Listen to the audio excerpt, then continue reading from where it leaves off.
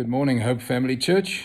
Wonderful to be able to greet you at the invitation of Lawrence, and I trust that you're well, whatever it is that you find yourself doing at this time of lockdown and in this time of what has been called the new normal. Really speak blessing on you today.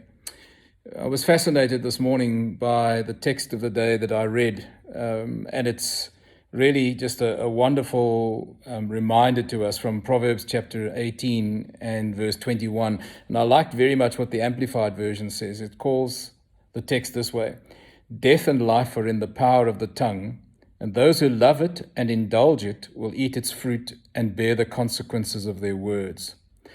Now, it's probably not a difficult text for you to understand because you've probably heard it before. But I thought it was really appropriate today because our words are the expression of what's in our heart, and our hearts often reflect what we're thinking of at the time.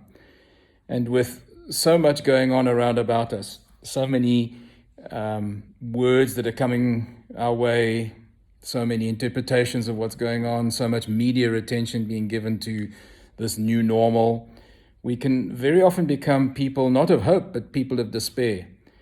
Depending on how we see things, what we allow to speak into our lives, what we imbibe, where we take our information and our facts and our truth from.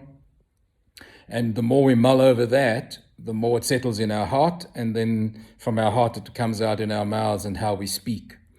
And so inevitably we begin to speak that which is in our hearts and in our minds and in our thinking. So if it's negative, if it's defeatist, if it's something which is panic-stricken or fearful, it's going to come out in our words, and we will then live in the consequences of that.